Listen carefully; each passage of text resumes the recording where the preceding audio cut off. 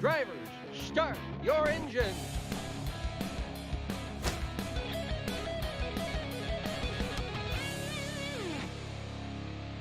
Welcome everybody to Talladega Super Speedway, High Bank Super Speedway style racing here from down south in Talladega, Alabama. Welcome everybody from across the country to the Multi-League Racing Network. I, of course, myself is Scott Patton, joined in the booth by Ken Huber out in Montana. How's it going out there tonight, Ken? Going good there, Scott. Kind of getting ready for some plate racing. You know, we've had a kind of an interesting start to the chase, and now we're out here at the crapshoot called Talladega, where anything could happen. So a lot of guys are probably going to be on edge tonight, and a lot of swapping paint and some wheel rubbing, and it ought to be a pretty good race tonight. Absolutely, should be an exciting one for sure. Of course, Super Speedway style racing meets pack racing, draft racing, strategy, probably some fuel strategy in the mix. Along with, don't forget about the chase for the championship. 12 drivers still eligible for the championship tonight. This is one of them here. Charles Widener here and from Thurman, North Carolina. See what he can do on the full lap here in the 95. Should be interesting to see how the playoff contenders finish. Kind of a wild card race, although next week in the road course at Charlotte Roval could be considered a wild card as well. Talladega here, certainly for these playoff contenders. There's going to be some drama, some peppers, some excitement along the way. I agree. And, yeah, we're down to 12 drivers in the playoffs, and we got one more race. You mentioned Charlotte Roval next week, so we got Talladega tonight and Charlotte Roval. And then we're going to trim the field down to 8, I believe it is, Scott. So there's a lot of guys that are starting to get on that bubble and trying to fight their way in. So having a good night and having Lady Luck on your side is going to be kind of key here at Talladega. Absolutely. Certainly something drivers are certainly going to need a lot of luck on their side. 3 minutes left in qual. 5-minute session here. I believe they get 2 laps. Car up to speed. Let's go back to Michael Milfeld Jr. The Federated Auto Parts Toyota Camry has pink rims for sporting those for the month of October here. Multi-League Racing Network and Multi-League Racing League. Say for cancer awareness, usually it's an indication of breast cancer awareness, but kind of use it for awareness of all cancers. Many people, and everybody out there knows somebody who's been affected personally, so everybody participating in that. We did it last year, Multi-League, and it was a huge hit. So we brought it back this year.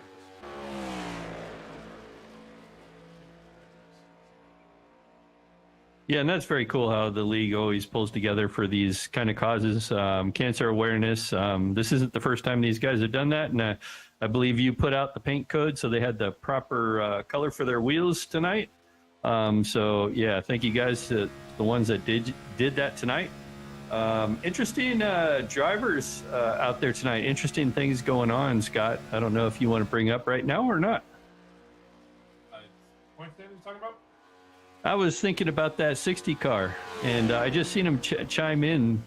I just seen him chime into the chat there, so he's kind of rooting his car on. Yeah, that's Jeff Merck down in the chat there. I'm sure he's watching with his wife Dawn back at home. I think he's back home. Jeff Merck is down in Punta Gorda, Florida, on the west coast. Obviously affected by Hurricane Ian. Long week down there. Suffered a devastating blow to his house. Mark says my audio is very low. Oh, you know what?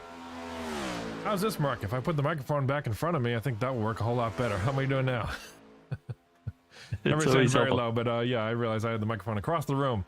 So yeah, Mark suffered a big blow to his home there from Hurricane Ian over the week. So he sent pictures of his simulation room and his rig, and everything was pretty much destroyed. So Mark is out on what he is calling hashtag concussion protocol. And we've got a substitute driver in. Kim Quick is substituting in the 60, hopefully the Stone River Outfitters Toyota Camry. And he's going to be collecting points, subbing for Jeff Merck tonight at Talladega for the next 2 races at least. Yeah, and hopefully we can seek him in that 60 car too. That'll be kind of cool. We're working on that with the Techno. Why don't we go over the points really quick? We got about 20 seconds left in qualifying. Let's talk about the points really quick. There we go. Scott. Yep.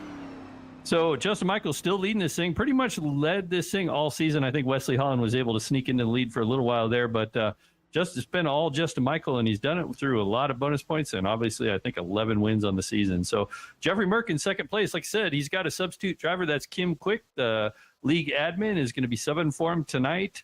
Hopefully keep Jeff Merck in the championship hunt in the top 8, but so far he's looking pretty good, being there in second. Wes Holland just behind Jeffrey Merck there in third. Werner Margheim raced his way into the points last week after an outsider looking in, and was able to get back into this thing. That was actually 2 weeks ago. Christopher Davis, always strong right now this season, is in 5th in the points. Billy Bumgarner in 6th. And Charles Widener is in 7th with Heath Smith in 8th. And those are the top 8. And then these next 4 are trying to stay in this thing. And that's James Hearns in 9th position right now. Rod Minton, who just barely got in the last cycle of chase races. He's currently sitting tied with James Hearn in 9th. Trent Drum is currently in 11th. And then Greg Mall, he's out there in that last transfer spot trying to get to that 8th place in points. And Greg Mall missed last week's race, and so he's going to be fighting, and hopefully he's going to have some luck on his side tonight to get back into this top 8.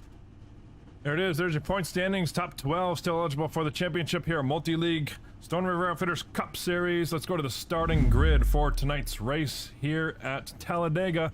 Billy Bumgarner down in Charlotte, North Carolina, on the pole tonight. Christopher Campbell, nice run for him on the 124 car on his outside. Heath Smith in 3rd. Wesley Holland, of course, championship contender with several wins on the season, in 4th.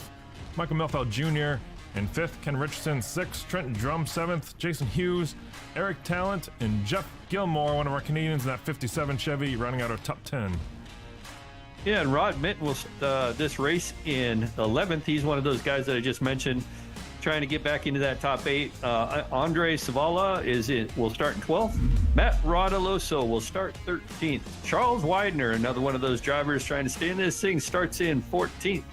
John Henderson will start 15th. Werner Margheim in 16th. Justin Michael, our points leader, he's the first car out there that did not take a qualifying lap. He's going to start in 17th. Christopher Davis will start in 18th, Jack Watts in 19th, and Christopher Howell will start in 20th. 21st from Aurora, Nebraska, Greg Mall out there in the 7 car. James Hearns, one of our league admins tonight, one of our Canadians, starting 22nd. Like you said, Ken, all these drivers not taking a qualifying lap, choosing maybe the safer route of starting in the back. Johnny Hamby, one of our road racers, starting at 23rd. Joey Marks, 24th. James Double Brown, 25th. Dave Schreck, 26th. Josh R. Scott, JJ Garrett, Mr. Excitement, 28th. Kim Quick, one of our league admins, 29th. And Kerry Cleaver in 30th. Yeah, and that rounds out your field. Well, actually it doesn't. We got 2 more. We got John Stepanich in 31st, and Gary Wright is the last car in this field. 32 cars will start this race tonight. There it is. You see him roll them off of turn number 2, stacked up, ready for battle here. 85 laps. It's going to be a doozy, Ken. We've got the marathon drinks out tonight. Let us know in the chat if you're enjoying some beverages tonight, watching the race, and who you are, where you're from, and more importantly, who you're rooting for tonight, as we are about to drop the green flag here, half a lap away of 85 laps of excitement at the High Banks, Talladega, Alabama. Have you ever been here, Ken? Have you been to this racetrack at all? I've never been to the racetrack. I've driven by it, but I've never been here, so would like to see it. I was there in 2001 when Dale Jr. won a race with Jeff Burton there, and then I went back in 2017 for Dale Jr.'s last race, super speedway race. Was a awesome race there, and one of our most memorable races that my wife and I have attended. So, good times at Talladega. I think we're going to have a memorable race here tonight. There's Scott. So as the pace car is round in turn 4, getting ready to duck onto pit lane here, we will be going live. Don't forget, everyone, we got a Geico restart zone. Last week, Justin Michael was able to win the race, but he got a black flag on that Geico restart zone. So it's very critical that these guys start this race properly. Absolutely. I think if somebody gets a restart zone violation tonight, it's going to be super hard to overcome. You get a pass-through penalty and lose the draft. You can find yourself a lap down before you know it, even though this track is humongous. You lose the draft, and you know, Ken, that's about a 2 to 3 second differentiation there between the guys in the draft versus being out there by yourself. So green flag is out nonetheless here at Talladega. We're racing super speedway style. Christopher Campbell and Billy Bumgarner. That Tabasco Chevy on the outside there, bring him down to the green flag. Awesome start here. Yeah, and this is the way it's going to be all night, Scott. I think we're going to have a hard time, well, at least I am, calling where these drivers are at. But you get the one down there of Heath Smith down on the inside in third, and Wesley Holland on his outside in that Mobile 1 car. It looks like Wes Holland has changed his color scheme for tonight. As Wes Holland goes to the outside, oh, we already got a car down on the inside wall there. We're still green. That Tabasco machine is in the inside wall. There's going to be a lot of damage on that car. No quick repairs tonight, so it's a tough break already for that hot and spicy Tabasco car. Yeah, that is the Billy Bumgarner Tabasco car. Tough break for him there, but hopefully got it collected there on the backstretch. Looks like he's in the back of the pack, got it squared away, and still some exciting racing here from third, fourth, fifth. Looking at Billy Bumgarner now, and back from him here. A couple 2 or 3 wide racing there on the outside. Heath Smith, Rod Mitten, Jason Hughes on the outside trying to make some time up. Yeah, and I noticed, Scott, that a lot of drivers quickly went to single file. I was kind of surprised by that. And that outside lane is kind of falling back right at the moment. What is that, being led by Heath Smith in that one car? And now they're all trying to get single file. It kind of is eerily similar to last year's NASCAR stock car, if I remember right. It was we didn't really have a lot of dual wide action, but earlier this season at Daytona, I believe we did. So these cars I know are capable of it. So maybe everybody knows the long race is going to settle in and get these things running like a train at the moment. Certainly, as we look at Heath Smith on the front bumper cam, looking at the backside of Trent Drum, playoff contender, of course, indicated by that red spoiler in the back there. You see those on the cars that are still eligible for the championships: red banners, red splitters, and red spoilers, to let you know the differentiation there. So we got another car out there battling, and for 10th out there is Trent Drum. He's in that Tide car, that Chevy Camaro. He's got the one of Heath Smith. He pulled up in front of Heath Smith, and I think and there we got Rod Mitten pulls in front of the Tide car there, and they're going to try to get a second line for him there on the outside and see what these guys can do. Should be interesting. These looks like top 5 cars, single file there on the bottom side as they come off turn 4, completing lap 3 of 85. Should be interesting if any of these guys choose to cut up in front of Rod Mitten if that high lane starts to gain some momentum. I know I always used to do that as a strategy and look in your rearview mirror, kind of looking at both sides. As you know, at tracks like this, Ken, it's all important to be looking out both the windshield and the rearview mirror from to see where the runs are coming from and take the most advantage of it. Yeah, and there's an interesting strategy going on here, too. If you remember, Justin Michael did not take a qualifying lap. And if you remember Team Bandit, at these plate races, those guys would hook up and just kind of like dominate everybody. So it's kind of a different strategy. And I think that has to do with Merck not being in this race. The Bandit Motorsports team might be having a little bit of a struggle trying to find each other and kind of getting hooked up and running their way up to the front. Yeah, I think there's maybe 3 of them out there. I see Justin Michael now back here. Just behind him is Christopher Howell in that 88 car, and then just behind him is Greg Mall in the Chevy number 7 Freedom Fertilizer car. Of course, Justin Michael and Greg Mall, of those 3 being eligible in the playoffs there. You see the red banners there, but I'm sure it's part of their strategy to kind of hang back and kind of single file this out, stay out of danger, and they're pretty known in the Bandit Motorsports camp for their fuel mileage strategy. See if they can pull it off tonight. Should be interesting from way back here in 20th spot. Yeah, and they're basically in that second pack of cars. And that second pack of cars is being led by John Hamby in that Pennzoil 70 Chevy Camaro, I believe it is. And then just behind him is Mr. Excitement in the Caterpillar, the 79. JJ Garrett is out there, kind of just ahead of Justin Michael in the 9 car of David Schreck. So that's that second pack back there, just trying to maintain contact and keeping an eye out that windshield in case something happens. That's not very much like JJ to be comfortable riding back here in 18th spot, is it? No, definitely not. Gonna have to call him Mr. Dolan Boring tonight, I guess. All right. Caterpillar car, we saw him mowing the grass and taking down inside walls last week at Texas. But this week, so far, so good here. Exercising some patience here at Talladega.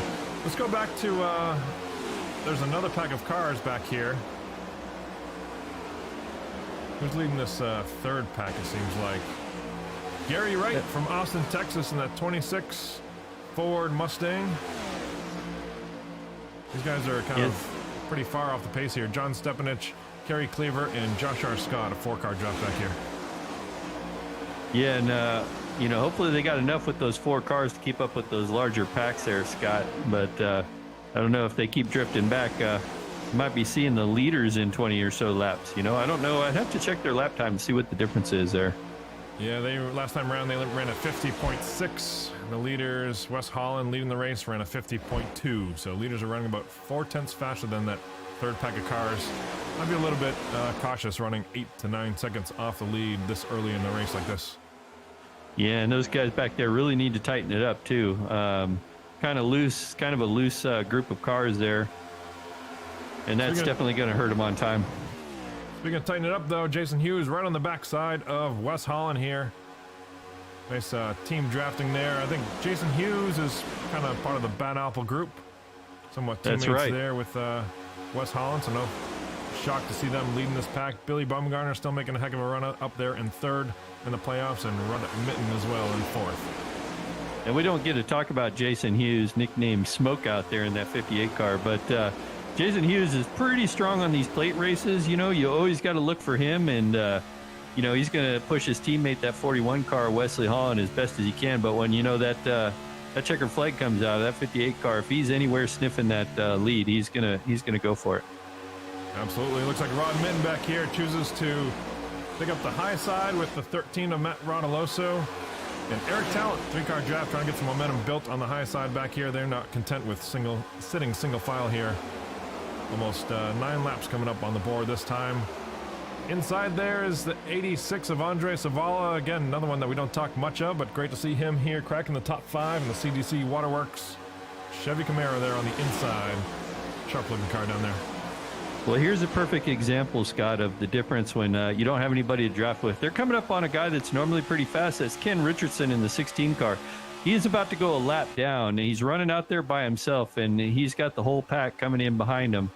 I imagine once they catch up to him, he can sneak in a spot in there and try to keep up, but he's going to go a lap down early tonight. Yeah, this will be a good reference point for the viewers out there. We're looking at the backside right now of Ken Richardson, and you can see just how fast that draft is coming up. It's not because there's anything wrong with Ken's car, but it's just the difference of being in the draft and have that much less downforce, I should say, on your car. And there goes Ken, way to the back of this field. Yeah, and he'll try to tuck in there and see if he can pick up the draft here. And right now, I guess he's probably the first car lap down. Yes, well, he's actually 2 laps down, Scott. So I was wondering if he was involved in that early incident tonight. That's unusual. Kind of surprised by that. I'm looking back. So who was the Tabasco car? That was the 124, was it not? I guess he was managing. Christopher Campbell, who's 8 laps down. He's 8 right laps. now, They must have parked it. Yeah. Looks like some shuffling up front here. Rod Mitten leading that outside groove is gaining some momentum. Here they come for the outside for the lead at Talladega, bringing Matt Rodoloso and Eric Talent on the high side with them. So, well, I was wrong there, Scott. That outside lane does have something. I was wondering about these guys going single file, but of course, 85 laps, they might have decided to mind their P's and Q's. Hey, by the way, did you talk to any of the teammates about fuel window? If I remember right, it's usually about 20 to 22 laps. Oh, Rod Mitten sideways off of turn 2, hard into the inside wall. Oh, he's coming back up to the track. Oh, saves it. Does a great job keeping that car square on the racetrack, but tough break for him there. As you can see, there's probably some engine trouble here. Probably gonna have to come to pit road and get that car looked at here, but tough break there. Looks like it's just some rough bump drafting. Looks like somebody else on the outside wall here off of turn number 2, or turn number 4 rather. Oh, big hit contact in the back. Oh, Justin boy. Michael's going to be in that one too. We're still green. I think these guys are off in the apron. I'm kind of surprised, but we are still green. Yeah, Justin Michael. I'm trying to figure out who else is in that here. Looks like Christopher Howell's Christopher teammate. Howell, it's the Bandit Motorsports guys. Michael Milfeld Jr. involved in that one. Tough break for a lot of these cars up here. But while all that happened, all that skirmish, Ken Richardson is back leading this lead group up here in the 16 car. Remember, he is technically 1 lap down, almost about to go 2 laps down, but at least got one of them back the hard way. Nice job by Ken Richardson to stick with it here. Well, one thing about this accident, let's see, Justin Michael is pretty safe about getting into the top 8, so he's got enough bonus points to get him there. I don't think this is going to be a major impact to his road to the chase here. However, Michael Melfelt Jr., he was one of those drivers, I think he was like in 9th place or something like that. Yeah, tied for 9th, trying to fight his way into the top 8. And this is not going to bode well for his night. Not at all. Back up front, Eric Talent leading this thing. Ken Richardson, the lap car, just ahead of him in that yellow and black machine. And hats off to John Henderson up here in 2nd spot. I was almost thinking to myself that he was maybe a lap car as well, along with Ken Richardson, but by golly gosh, he is in 2nd place, doing an awesome job. Which John Henderson, by the way, if my highlights are correct, won James Hearns' Sunday Night Series just yesterday with a victory. I think it was his first, in multi-league. So congrats, John, on that. Sure, that was a heck of a race there. Yep. Congrats there. That 111 car and running strong tonight. You know, you get a win, you start getting some confidence there, Scott. And he's up there running up front. So maybe he's got some confidence to continue this trend. Hopefully, look at his lowest 15th. Started in 15th spot. So awesome job by John here. 15th to the lead in just almost 15 laps. So spot per lap. Nice job, John. So I moved all the way back to 17th position. So I see Jeffrey Merck in the chat. He says, watching this is brutal. It must be nerve-wracking, but his car is currently in 17th position. Kim Quick back there in basically that 2nd or 3rd pack back there. Trying to keep up there. He's got James Hearns just ahead of him in that purple 78 car, and then Mr. Excitement in the 79 car in that Caterpillar car. So just a group of 5 there trying to stay in contact there, but also stay out of trouble. Yeah, Mark, like I said, is saying that how brutal this is that he has to watch. Says Bandit Motorsports, mistakes don't normally happen at super speedway tracks. He is right. Bandit Motorsports has a track record of dominating these things. I want to say the Talladega race back in the springtime, Bandit dominated by over 10 to 12 seconds. I want to say almost a half a lap at one point on fuel mileage and fuel strategy, and just executing time after time green flag pit stops. They've got this place down along with Daytona, so unusual to see those guys, but looks like they haven't given up. Greg Mall's back there in 20th. I'm sure Justin Michael is sticking around, and I wouldn't be surprised to see them back in this by the end of this race here. 17 laps on the board. Well, back up front, Wesley Holland made a move to the outside to take that lead away from Eric Talent in that 5, that green and black car. Currently running on the outside. Got Heath Smith pushing him hard down the backstretch here on the outside. Eric Talent currently got the advantage, but we'll see if this 3-car group can push themselves back in the lead here. Got Smoke in the 58, that last car on the outside there. With Smoke behind you, you know you're going to get probably pushed to the front. Absolutely. Smoke is not one of those cars. He is one of those cars, I should say, that is not comfortable sitting in 3rd, 4th, or 5th. So he's going to be looking for a spot away through here as he maybe looks 3 wide in the tri-oval, thinks better of it. Falls in line behind Heath Smith there and Wes Holland. Yeah, I can't believe it already, Scott. We're 17 laps into this. We've been green. We did have an accident, but it was down on the apron. But the laps are ticking away pretty quickly here at the moment. So, again, Wes Holland got the advantage on the outside there going down the backstretch, being pushed hard by Heath Smith. And 58 actually struggling trying to keep up with that outside lane there at the moment anyway. Yeah, it's kind of odd that he's got all those cars lined up on the inside. As you can see there, JJ Garrett almost got sideways there off at the end of the backstretch. I wonder if, let's go back to JJ, see what he's doing. Looks like they're still square here, but I just saw his car get a little bit loose, probably a little bit too much of a pushing from James Hearns in the 78 car just behind him there. But got it collected and still going the right direction. Speaking of collected, they collected a couple more cars in that group. Last time I was talking about him, I think there was only like 4 cars, but he's got Rod Minton, David Schreck, 13 car out there. Matt Rodoloso out there. Now they're a 6-car team out there trying to keep up. We're on board right now with Matt looking at the backside of David Schreck in the Coors Extra Bold number 9. David Schreck sporting that red spoiler, but I want to say not in the playoffs if I am mistaken. Yes, Dave Schreck not a playoff contender, just the super sharp red looking spoiler in that Coors extra gold car. He just likes red spoilers there, Scott. All right. Maybe he can spoil it tonight for everyone. And this is a chance. This is one of those tracks where kind of everybody's got a shot. You've been struggling all season. We got Eric Talent back up front leading this thing. We got the 16 of Ken Richardson. He's a couple laps down right now, trying to get one of those 2 laps back, just tucked in there, maybe hoping for a caution and being able to get one of those laps back. Got the 111 of John Henderson back there having a decent night. We mentioned him early. Then Jason Hughes now is being pushed on the outside by Wes Holland. So somehow these guys have reversed roles here. And Wes Holland probably said, hey, you go up there, Smoke. You give it a try, man. I couldn't do it. And we have a caution. Turn 4. I notice the 32 is way off the pace here there, Scott. So I'm trying to find out what happened here. Yeah, I don't see anything. Actually, I'm seeing JJ Garrett maybe. Let's go back and take a look. Here's JJ Garrett. Let's see if this is where the incident is. Off turn number 2. There he goes to the inside wall, hard into the inside wall, and brings it to a stop on the backstretch. Oh, there's Greg Mall just barely getting by there. Yeah, and that car stopped on the track, and that's what gave us the caution. I wonder if the 78 car might have gave him a little love tap coming out of the corner there.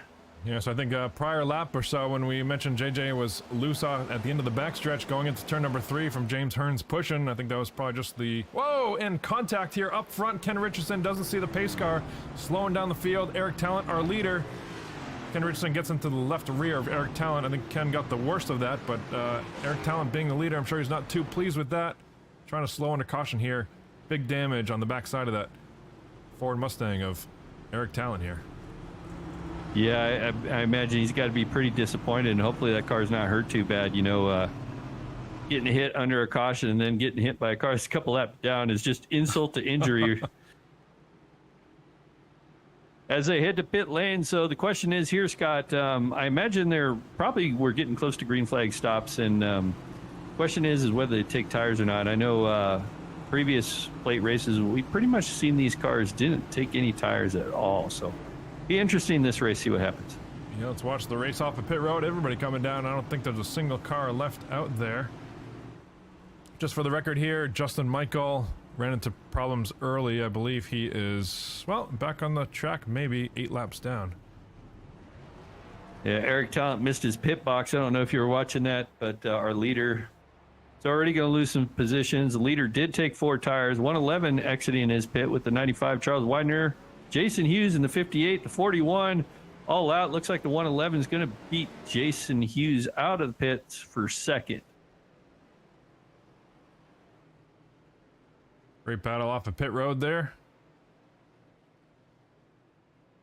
And Eric Talent's still on pit lane. Must be getting the damage knocked out of that car right now. Much as he can. There's no quick repairs tonight, so these guys are going to have to depend on their crews to get that sheet metal and fiberglass banged out and taped up, and hopefully not lose a bunch of aero on that car. I think this is where the experience maybe comes in for the Wes Holland crew. Beats out John Henderson for the lead here at Talladega. I was just on board there, and maybe I don't hear the engine kicked on. There it is, kicked on again. Wes Holland's already in fuel-saving mode here up front. Thinking long-term in this race. Not sure what the fuel window exactly is, but if I had to guess, probably 28 to 31-ish laps, I would imagine, Ken? Oh, I disagree. I think it's going to be 20 to 22 laps. I think that's where they're at. I could be wrong, too, though. So you think they were maybe just on the verge of I think they were just on the verge of green flag stops, yeah. Hey, speaking of, we're under our first caution. Why don't we bring our 60 machine driver into the booth and have a chat? Sure, here you go, Ken. Hey, Kim. Hey, you're up here in the booth with Scott and myself. Hey, how's your race going out there tonight? Well, it was going good till I just got wrecked on pit road. Oh, well, that's a bummer. Hey, you got the car banged out, though, I'm sure, as much as you can, right? I'm having to go back in right now to see what I can do about that. Well, maybe we'll bring you back up later. We're going to have you chat about the situation you're in, sub-driving for Jeffrey Merck. Yeah, well, I already blew that too. I loaded the Camaro instead of the Toyota when I went in, which is what I normally do. So I did my normal stuff, and that's why we're not seeing the right paint, guys. My bad.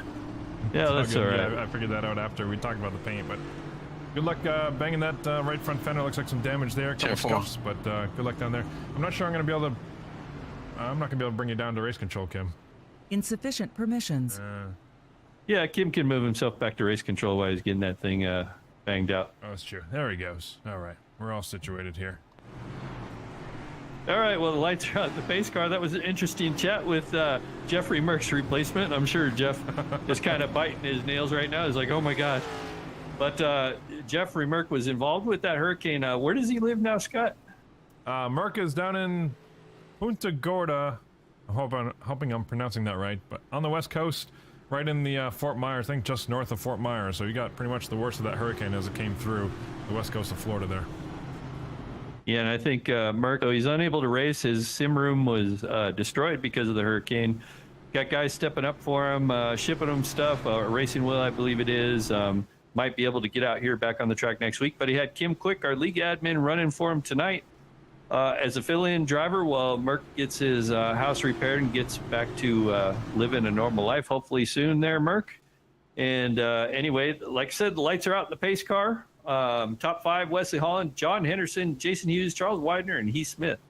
So these guys are about to light them up again here, Scott. That we are. Another exciting start here at Talladega. I was amazed that we made it 20 laps incident-free there. Well, not necessarily incident-free, but I should say caution-free, because there were plenty of incidents. Just ask Greg Mall and Justin Michael. Yeah. Well, we got Wes Holland Sr. out in the chat saying, good evening to you, sir. And he chimes in right as his son, Wes Holland, in that 41 Mobile One machine is out there up front in that Ford Mustang. No stranger to the front with 6 wins on the season. Wes Holland putting up a heck of a season. Sure he's somewhat excited about, or relieved, I should say, about Justin Michael having issues early on in this thing. We'll see if he can keep it up front. I gotta imagine that's the place to be if you want to stay out of trouble here at Talladega. What do you say, Scott, while we got them all bunched up? What do you say it's time for a crank it up? Sure, we'll kick one here off for the fans. We're going to crank it up for you folks in this restart. Coming to lap 23. There's the Geico restart zone on the inside. Loud pedal is down, waiting for the flagman. There it is, green flag is out. Let's crank it up for you. Enjoy this one.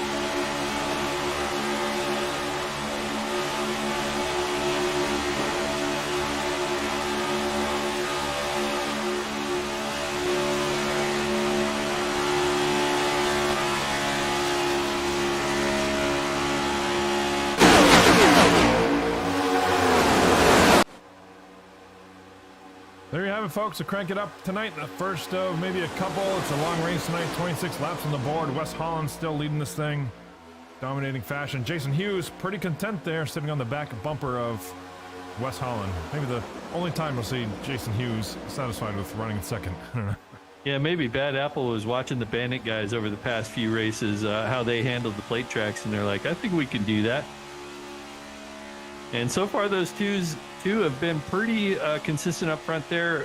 Eric Talent had that problem, had Ken Richardson run into him. He's back there in, looks like ninth, so nice recovery. Got a little bit of damage on that car, but it doesn't seem to be hurting it too bad at the moment. Certainly not out there. Close look of Eric Talon. I don't see any damage on the front, which is, of course, the fast end of the car. So that's the one you're most concerned with, and no damage. And circle around to the back. I don't see any visible damage on left rear either. So. Yeah, and I'm looking at the outside lane there, led by Greg Mull in that fertilizer machine. That what was it called? The Freedom Fertilizer, I think. Fertilizer. And the Connor Ward man and all that kind of stuff, trying to take care of his lawn out there. But as long as he's not mowing the grass at Talladega, he'll be doing fine. If somebody just slips in front of him there, looks like that was Werner Margon. We haven't talked about him too much tonight, but kind of slipped in front of that 7 car and said, I see you guys coming. Why don't you push me up there? Yeah, so it can be frustrating when you're trying to build momentum on that outside to get 2 or 3 of your buddies and teammates. And then people realize how much success you're having up there, getting the momentum down here in turn number 1, cars end up jumping in front of you and kind of spoiling your party. So it can be frustrating, but it's the way speedway racing goes. It is, and it does look like that outside lane is starting to develop a nice run coming down the backstretch here. As they go by on the inside, there is that silver Lowe's car of Charles Widener, that 95 car. Passing him, looking to get up to that 3rd position. That'd be Heath Smith in the 1 car. There he is. You can see on board right now with Greg Mull. You can see both those cars on the inside and just how claustrophobic it can be here at Talladega. This isn't even 3 wide. We're only double wide. I'm sure we're going to see some 3, maybe 4 wide by the end of this race here, but just get an idea of how you can't really see what's going on in front of you. All you see is the rear bumper of that car in front of you, maybe a couple cars on the inside. Yeah, and currently we only have, let's see, 23 cars on the lead lap. So we've lost about 10 cars off the lead lap. So, and it looks like everybody's kind of stuck together in a single pack now. We don't have the multiple packs like we had earlier, at least at the moment. And they have went double file already. So I think the laying back part of it might have, they might have said, you know what, I'm not going to lay back anymore. I want to run up front. And we're still pretty early. Business is picking up. I figure we went green flag on what, lap 24 or so? Somewhere around there, Scott. I'm just trying to calculate here to our next fuel window. I'm guessing if you're, assuming you're right there with the fuel window, you said like 22-ish, 23? Yeah. So I'm that'd bring us to 45 or so? Yeah, 46, 47 is where I'm thinking, and we'll see. And you could be right, and that'd put him about lap 50. So here's on me if you win that. How about that, Scott? All right. They around the corner here. That those positions haven't changed. That Werner Margheim in that 33, just alongside the 1 car, Heath Smith. Kind of a slow pull. They're getting there, as you can see that Werner Margheim's being pushed hard right now, trying to get him up there, but still side by side with that 1 car. That's where Greg Mull's using a lot of patience there. Like you said, Scott, you kind of had somebody pull up in front of you like that while you had some momentum, and it's kind of frustrating. Just sometimes you want to get up there and just push them out of the way. Absolutely, but you got to have that discipline and kind of know that they're there to move to the front too, and you got to trust them and kind of carry them on board as somewhat of a teammate too, and figure out who you race well with and draft well with, and figure out friends and enemies throughout this race, all to set up the moves for the end of this thing, because you're going to need friends, that's for sure. You can't do it by yourself here at Talladega. Yeah, and Greg Mull, his teammates have had a rough night. So Greg Mull is kind of out there for Bandit Motorsports representing. So, and not to mention Greg Mull, who missed last week's race, is fighting to stay in this chase. So he's currently, I think, in 9th or somewhere around there. So, or close to, no, he's in 12th actually. So he's hoping to get into the top 8. We got one more race after this with the road course, and I'm not used to talking about Greg Mull and road course, so he might have to put in some practice next week. I agree. He's not one of the names that comes to mind when I think of the top of the leaderboard at road courses, but Places like Richmond, super speedways, mile and a half certainly, but I don't know that he's going to be super comfortable next week knowing that he's on the outside looking in at the beginning of the Roval race. I know he knows how to win short track like Martinsville without taking tires or fuel. I know he knows how to do that. Did that, of course, with his only win on the season so far. Looking back in the pack here, things seem to be heating up about a lap or two ago, but starting to settle back down here. Matt Rardoloso made a couple lane changes there in that 13 Jeff Gordon themed car there in the turn 3. Settled down there on the inside on the back bumper of Andre Savala in 11th. So I ran back here to 16th to Kim Quick, back there in that 60 car, that black multi-league Racing Network Chevy Camaro.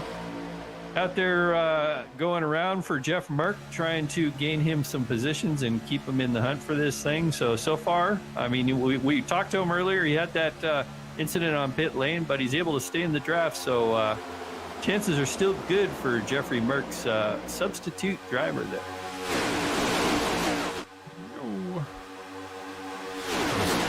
Here to show you exactly how fast these guys are going around this place. They are flying 200 plus miles an hour, average around the entire track, pedal to the floorboard.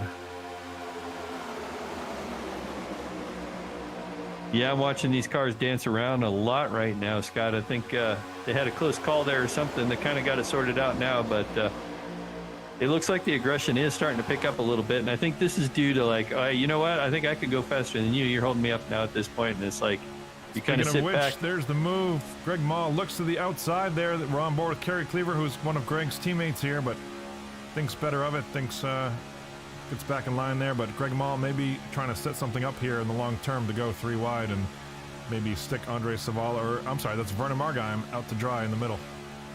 And you can see that too, that Vernon Margheim now is starting to drift back. He got all the way up to about 3rd or 4th, and that outside lane seemed to have stalled. Of course, you got the 2 leaders up there, Wes Holland and Smoke, Jason Hughes out there. Bad Apple Racing, that those boys are hooked up tonight, and they're 1-2, and they might be pulling that inside lane pretty strong right now. They are tough to keep up on that outside lane and gather in momentum. And there it is, Greg Mall looking to the outside once again there across the start-finish line. Doesn't have, I think he needs Kerry to be right on his bumper to pull that off successfully, and Kerry hasn't quite gone up there to give him the push that he needs to get to the outside of Vernon Margheim. But Greg Mall has made it very clear he is not comfortable drifting back continuously by under Vernon Margheim's leadership here on the outside. Yeah, so we're about 10 laps into this run since the last tire change and fuel. So we got, I don't know, I'm guessing, like I said, 10 to 12 more laps before we see them head to pit lane for their fuel stops. And one thing that we can tell the fans that you always know that these guys are ready to hit their fuel window is you'll start to see everybody duck into that inside lane and get single file. Because if you're on the outside and you're getting close to being out of fuel, it's not the place to be if you get forced to go another lap. Exactly. You definitely want to come in when that's planned. You don't have much leeway, and it's a very tricky pit road entrance coming from high speed down to low speed.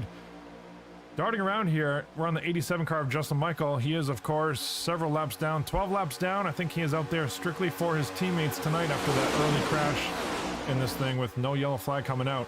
I watched him change lanes up and down. There you see Vernon Margheim hung out to dry. Right when Justin Michael got to the bumper of his teammates, Justin was bobbing and weaving, trying to get to the back bumper of Kerry Cleaver, so they had some support that they knew they could count on to send Kerry Cleaver to the back, and that's exactly what they did here on lap 36.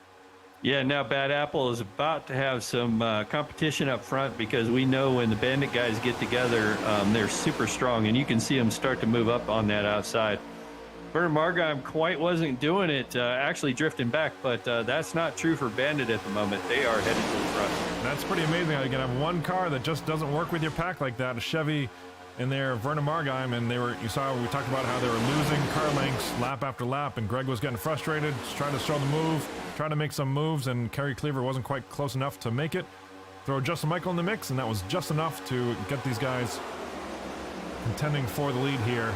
Greg Mall looking for win number 2 on the season. Now Kerry Cleaver closes that gap right on the back of the Jack of Hearts car of Greg Mall. Yeah, and as I gave them credit for getting the momentum running up front there, that they've actually started to drift back again there, Scott. One thing I noticed is the one car of Heath Smith, currently running in third, decided to be a bad apple guy and kind of start really pushing Jason Hughes in that 58 car, and I think they just made 3 cars really tight and was able to stretch it back out again because they know those Bandit guys are coming. Yeah, I do remember one thing we did in the spring here. We showed intervals of these cars, and you see how much space there is between these first 5 cars. While they are leading this thing successfully, when you back up to those Bandits Motorsports guys, Greg Mall, Kerry Cleaver, Justin Michael on the outside, see how close they're not afraid to get those bumpers super close and tight, and that's how they tend to make up time on this field. That's what they're looking to do right now, leading that pack on the outside. Greg Mall, Kerry Cleaver there in the 69 car, just behind him, right up on the bumper. Gets a push here off of turn number 4. I wonder how much damage that the 87 car of Justin Michael has. Did we take a look at that car? Because he's running really well, but I wonder if that could be hampering their efforts out there as well. Certainly could be. It's a close-up of Justin Michael. Looks like it's pretty well fixed up, the front end. Of course, I don't see much. Yeah, I don't see much there. I just see maybe some scrapes down the left side, but not too bad. And they're headed back up front now. They're getting alongside Charles Widener in the 95 car, now headed up on Heath Smith. Headed up into that 3rd position. They're trying to get up there. There's a good view of it. You saw the Bandit pack tightened up there on the back stretch, gave Greg a push. That inside line loses its organization, loses the momentum. And just as I say that, Jason Hughes all over the front end of Wes Holland up front. I think these guys know they got to tighten that pack up to maintain this lead. They know the Bandit guys are on the run here. Yeah, and doing a fine job. Got Eric Talent back there just behind those Bandit guys in that green and black number 5 car. If you remember, he had the incident during the last caution with Ken Richardson getting into him. Slowly making his way back up front, so that car must not be too damaged right now. Currently running at about 10th, I would say. About 8th, actually. Currently in 8th, started in 22nd, and has been up to the lead in this thing at one point or another. There he is on the backside of Justin Michael, Toyota Camry. Great view there going into turn number 3. Still side by side, not quite enough oomph to get up there here. We are lap 40, going to be 41 this time by. So I don't know, Scott, if I'm right, we're looking at about 5 more laps before we start seeing pit stops. We'll see. One thing for sure, when the pit stops do start coming, you'll kind of get a warning. One warning you'll get is the drivers need to be calling out the pit stops here at Multi-League. So we'll turn on the radios so you can hear what we're hearing in our ears as drivers call out various pit stops, as well as you. Oh, Eric Talent, all kinds of sideways here. Great save there off of turn number 2 by Eric Talent. Wow. And then I noticed that Ken Richardson up there. Yeah, Ken Richardson got on the radio and complimented him on the save. But I will say, I was like, oh, Ken Richardson's right around that 5 car again. So I was like, what happened there?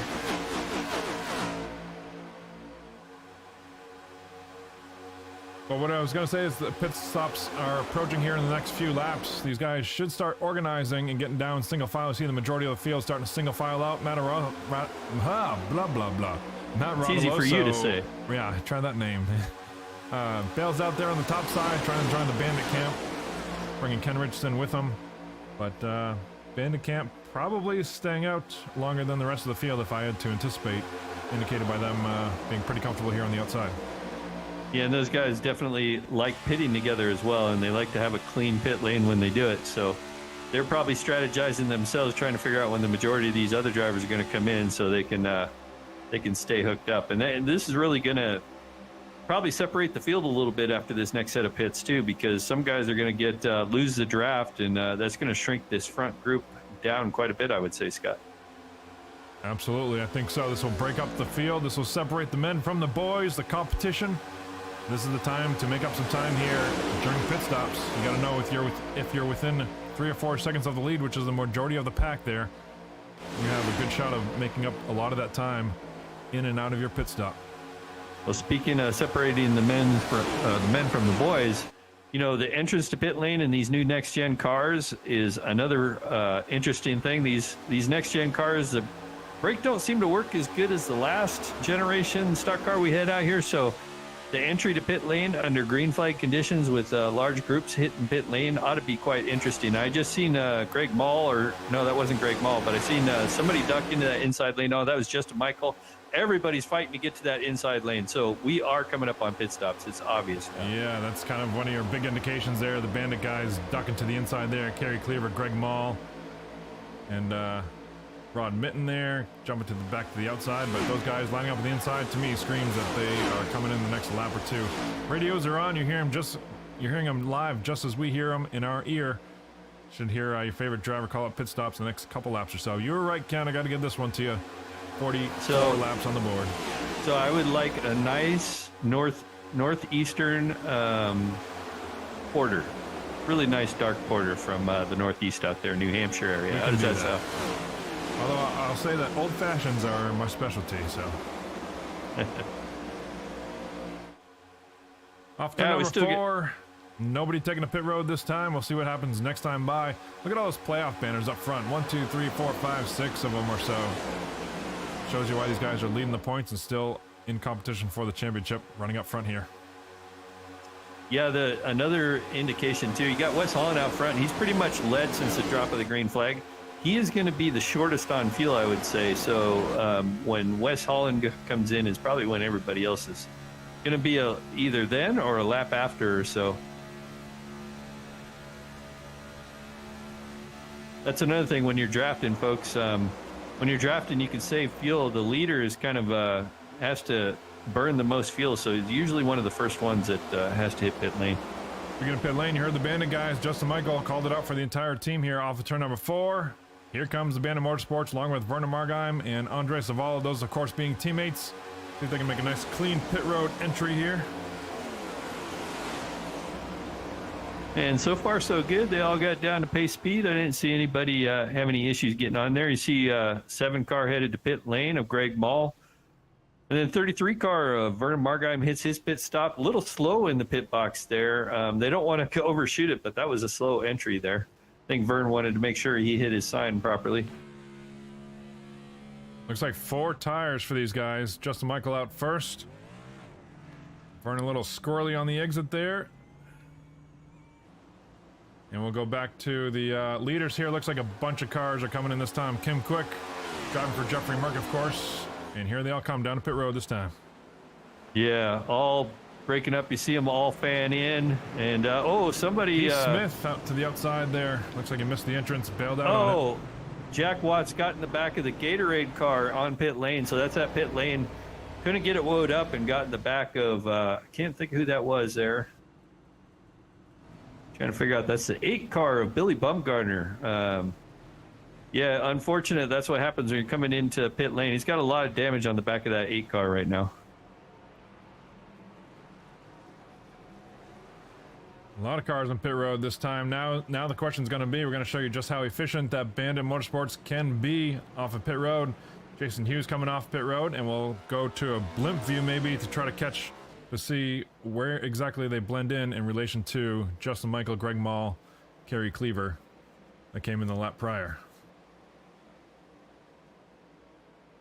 And you got the 95 pushing Jason Hughes out, and it looks like Wes Holland got a pretty good jump on his teammate, about 20 car lengths ahead of him right now. But Wes Holland sitting out there all by himself could have the entire pack pass him if he's not careful here. There's Greg Mall, full speed, along with Vernon Margheim. They've pulled along the way, and they are full speed, and we'll see. Here's Charles Widener and Jason Hughes there up to full speed as well, but I think the Bandit guys, it's going to be close here. I think they'll probably tag right along the back of them. Yeah, I think that's a pretty good, solid stop by the Bad Apple guys, staying ahead of those Bandit guys. So I think that's my hat's off to them there, Scott. Certainly, if you can beat the Bandit guys on pit stops on super speedways, you've got something going. Looks like they put in some practice time along the way. See some more cars coming off the pit road. Heath Smith, of course, missed the entrance last time, lost a ton of time, and he's paying the penalty for it now. Slow off the pit road there, and there goes Greg Mall to the back of Charles Widener. Says, nope, I'm not going to sit back here. We're taking my momentum going all the way to the front. Yeah, and Wes Holland's lucky he had his teammate behind him, because he could have been freight trained out there all by himself, exiting pit lane. But he's got Jason Hughes Going to start really pushing that 41 car, keeping ahead of those Bandit guys as they go through 3 and 4 here. This is almost more of an ego battle, this seems, than a race battle. This is kind of fun I know. here. What? Watching two teams here going head to head here. It looks like they both put in the practice and they both want this thing. But never count out the guys that are just behind. You know, Charles Widener just been tucked in, having a quiet night.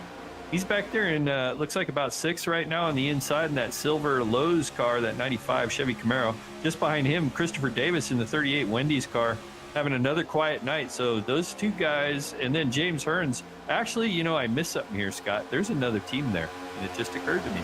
Got 2 Canadians and Charles Widener. So James Hearns, Christopher Davis, and Charles Widener are all teammates. So you got 2 teams basically up front now, or Where 3 does teams. Vern fall into these? Is Vern kind of like Vern is on the outside looking in. I don't know where Vern is. I don't know if Vern knows where he is. I certainly don't. I have to look some things up here. But yeah, so like I said, to paint that picture for you, on the outside we got the Bandit Motorsports guys, Greg Mall, Justin Michael, Kerry Cleaver. And then on the inside, the Bad Apple guys, Jason Hughes, Wes Holland. And then leading the caboose here, Christopher Davis on the outside in the Wendy's car. Charles Widener in the Lowe's car on the inside, the 95. And who was the other one there? Oh, James Hearns on the outside, 78 car, part of that Canadian team. Yeah, and that's Highline Racing. We haven't been calling out Highline Racing too much. And I guess we should, because Highline Racing is up there challenging these guys, both Bandit and Bad Apple. This race, the caboose right now is Charles Widener in 8th spot. You can see on the leaderboard. Just give you another perspective. These guys have a 4.5 second lead over Ken Richardson, which is deceiving because we know that he is 2 laps down right now. But Rod Mitten running in 9th leads Matt Rodoloso, Billy Baumgartner, Kim Quick, and Eric Talon back here. Yeah, and Kim is slowly gaining up positions. Last time I think I called him out, he was in 16th. So there you go, Jeffrey Murphy's up to 12th. Kind of starting to tap on to that top 10. He's trying for sure. We do have a new leader. I don't know if you called it out or not yet, Scott, but Greg Mall is actually up front with his teammate. He's 12 laps down, Justin Michael. Those guys have tagged up there, and then it looks like, let's see, Kerry Cleaver's up there as well in that 69, currently running in 3rd. We're on the backside of Greg Mall to see exactly how close Justin Michael comfortably gets. He's super good and super efficient at these super speedways, again, just close enough to hold the speed and hold the lead up here, but not super close where he's bouncing off the bumper and creating stability issues of that leader, Greg Mall. So you basically got Kerry Cleaver and Berta Margheim up front, who basically aren't a part of either one of these teams. It looks like maybe Berta Margheim ought to hook up with that 69 car and maybe figure something out. Kerry's a Bandit guy. He's part of the Bandit Oh, camp. he's Bandit. Okay, Yep. I didn't see him. But the Bad Apple guys back here, I don't know. It's like I said, it's almost a ego raise up here. I don't know how comfortable they are sitting in 4th and 5th here. Jason Hughes and Wes Holland, of course. We'll see if they decide to make a move here and take the Canadians with them, maybe on the outside here, or if they're content and maybe saving some fuel. How many stops we got to the end of this thing? We stopped on lap, what, 45? Yeah, so I'm thinking there's going to be one more stop. So at least one more stop tonight. And I'm guessing that'll be around lap 65, is that right? If my math is right? Give or I take? think so, yeah. Yeah, 65. We can't go to 65, so yeah, no, maybe 2 more stops. Didn't I'm we just stop trying on- to do. didn't we I'm stop not on very good 45? at math. I'm seeing 33 to go, so I'm thinking they need to pit in another maybe 12 laps. Yeah, so yeah, you're right, Scott. Yeah, 65 and then make it to the end in the last 20 laps to make it to 85, I think. Yeah, math is not my strong suit.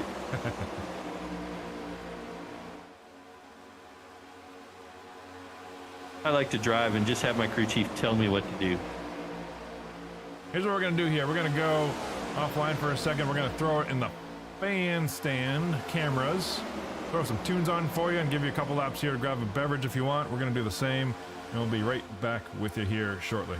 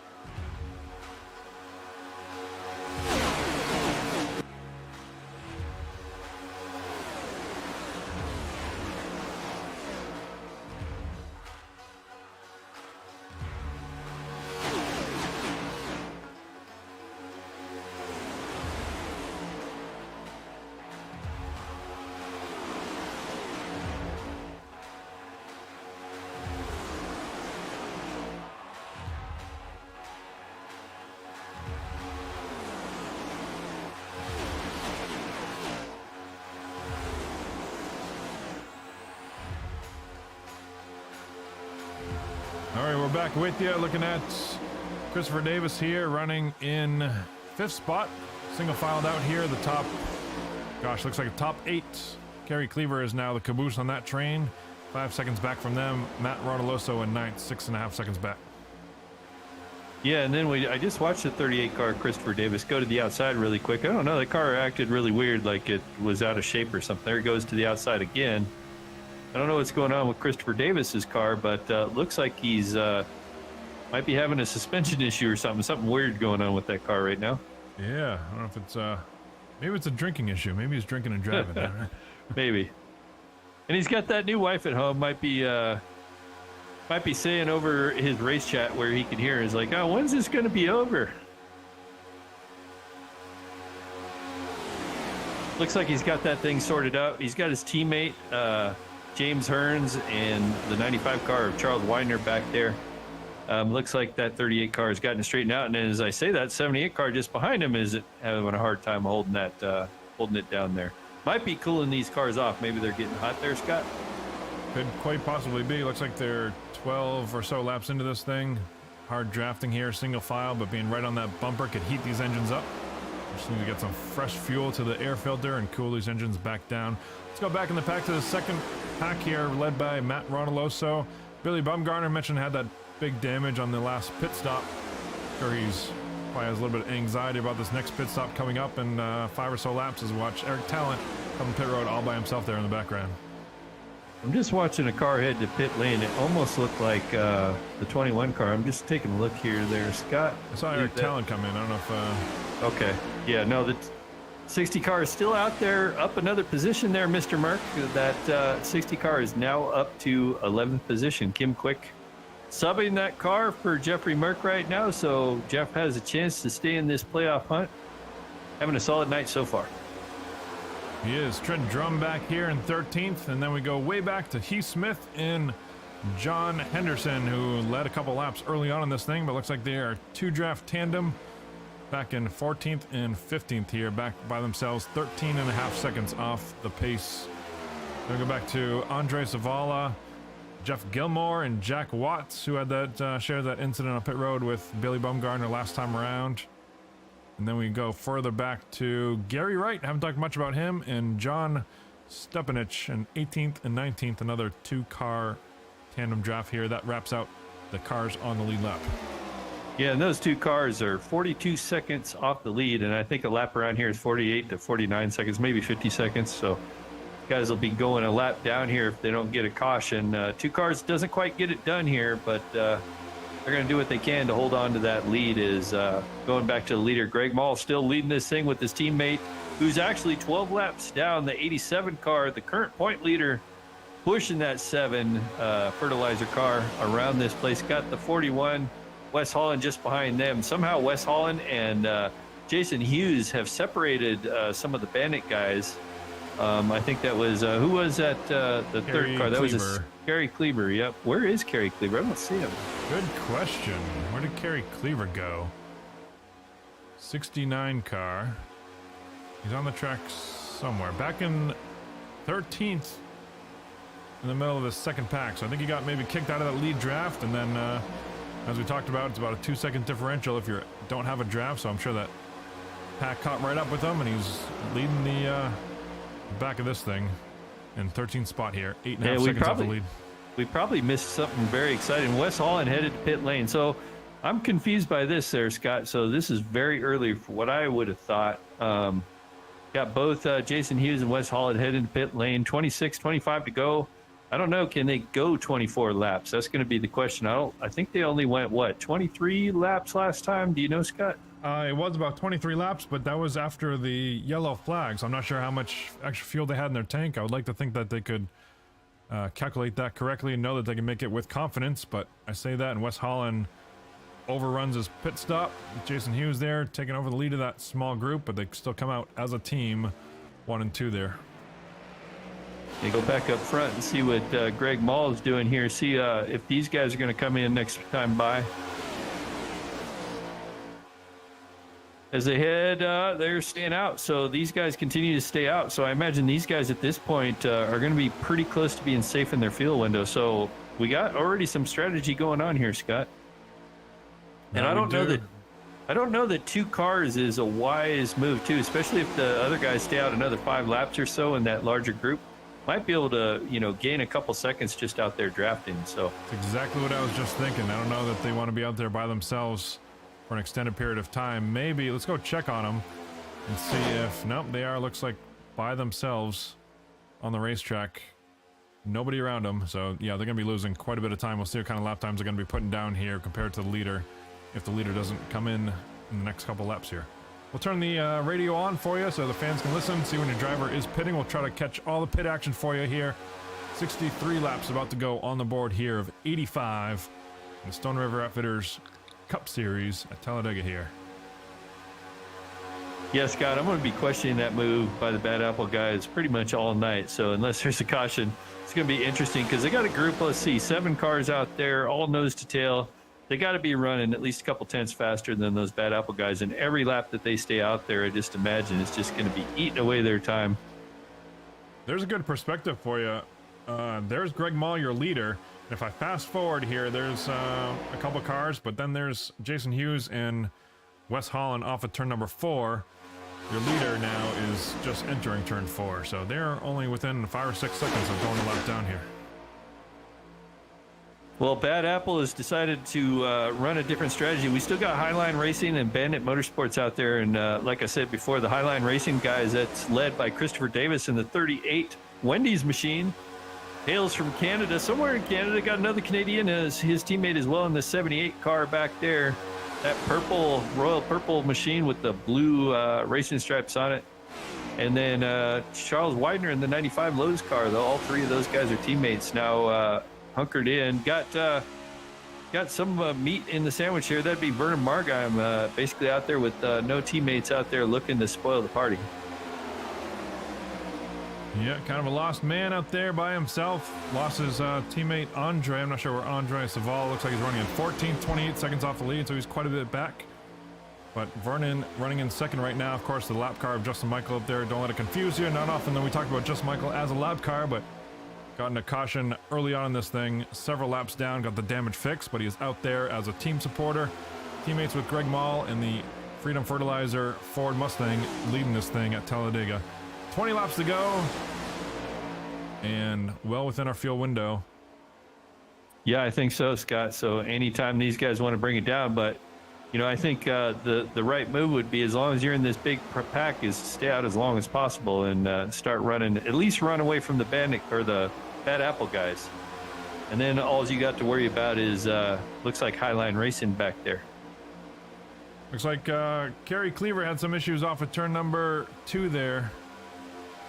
Got loose and almost losing the draft here of this second pack. You heard Kim Quick there on the radio saying he's got about 7 laps of fuel left, so it could be anywhere between now and 5 or 6 laps, I would assume, that all these guys are going to be coming in.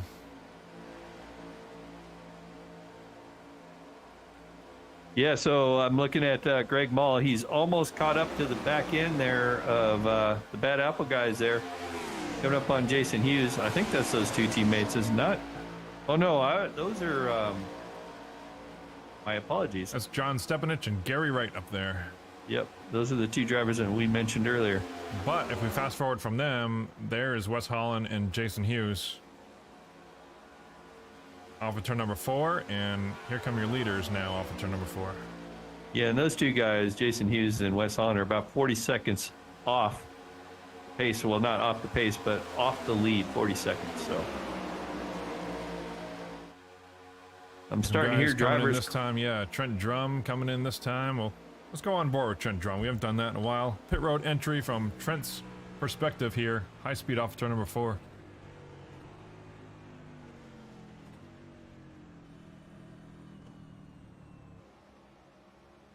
Yeah, there's a large group of cars that came in just now. Trent Drum in. Everybody gets in nice and cleanly this time. I think it's leaders coming in this time. Justin Michael, I heard on the radio.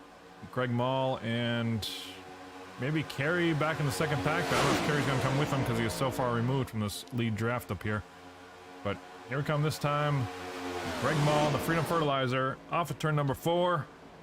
Down to pit road. Look at all these guys spread out, trying to get woed up before the cone there. There's a yellow cone. There's a speed limit sign. All do a nice job, so this will be interesting how they all come out.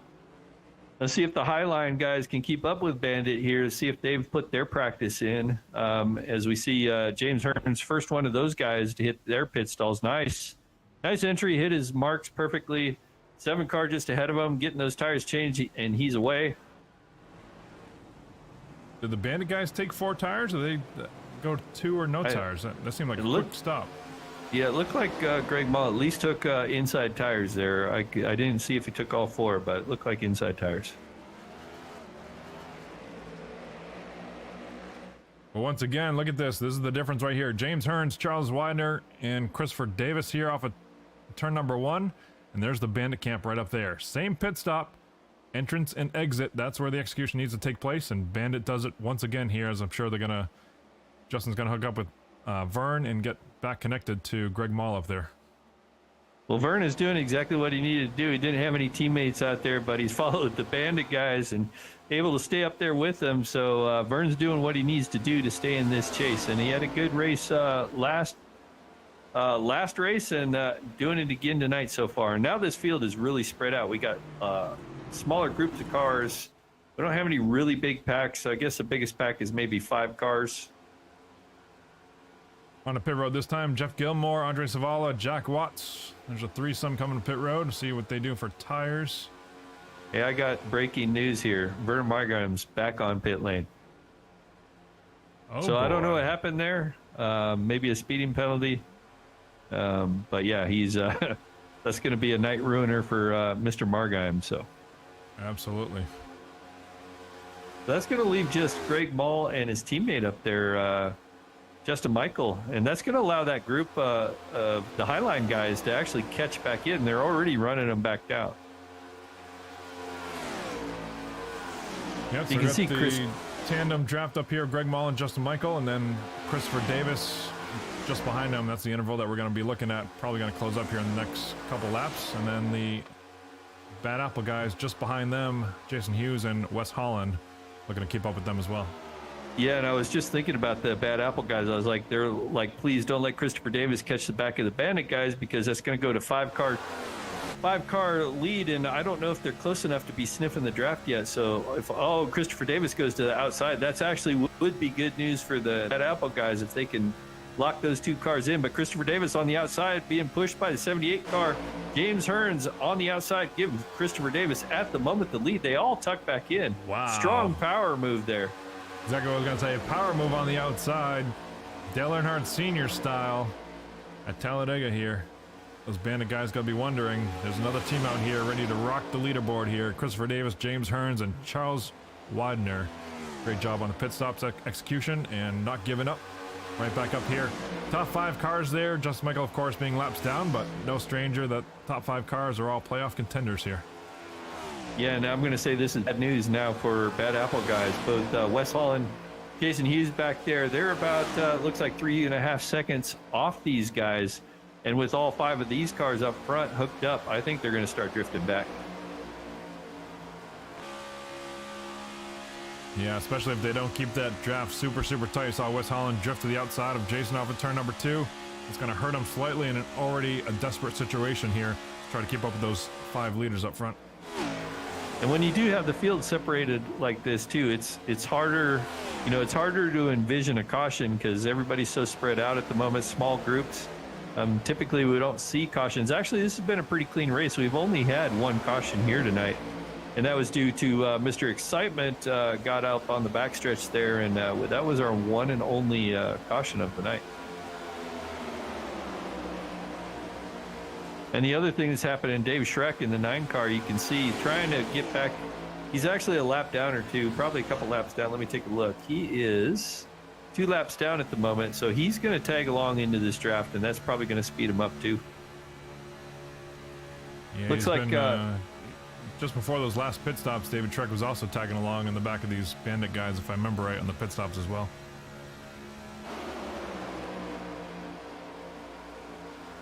So Highline Racing currently leading this thing. Christopher Davis in the Wendy's Camaro is out there, out up front. Got his teammate James Hearns just behind him, and then the 95 Charles Winder, top 3.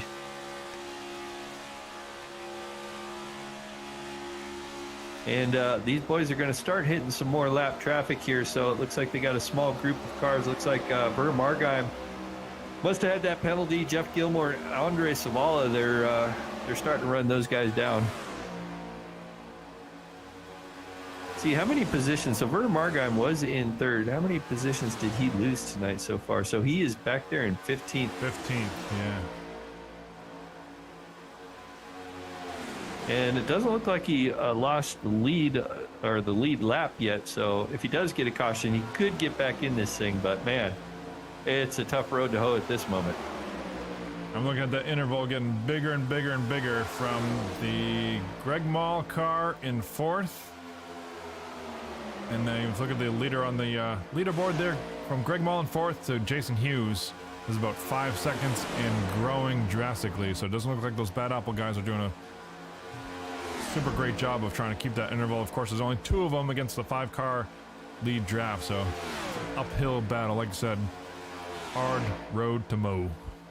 And then the other thing too, you know, is they came in so early. I'm also wondering about fuel for those guys. And obviously they're running out them just a 2-car draft. They're probably burning a lot more fuel too. So, you know, their night could go from bad to worse. I guess that's maybe why you call it Bad Apple. Yeah, remember they came in on lap 60, I want to say. We were talking about them trying to stretch 25 laps to the end of this thing. So they've got a few more laps under their belt than these Bandit guys up front, along with the Highline guys leading this thing for the lead. Bandit Motorsports says that's enough. We're going back to the front. Greg Mall taking Justin Michael with him. Side by side here for lead. James Hearns and the Highline boys on the inside off turn number 2. Yeah, into Justin Michael trying to side draft that 38 car Christopher Davis, trying to slow him down. That inside lane took off again and couldn't quite get that slowed down. So their inside lane is starting to pull away again. So maybe re-rack, restack, and try it again here in a couple laps. A lot of this could be kind of research and development, if you wish. I gotta imagine these Bandit guys are kind of looking, sniffing out, seeing what they can do, seeing what moves they can make, seeing where the momentum takes them, all to plan out an attack as the laps wind down here. Coming to 10 to go this time by Talladega. The money window is open. Fuel stops are complete for the night. Things are spread out. Looks like you're out there with the cards that you've been dealt for the remainder of these 10 laps here as things heat up front. Dave Trek to the outside, being kicked out as a lapper.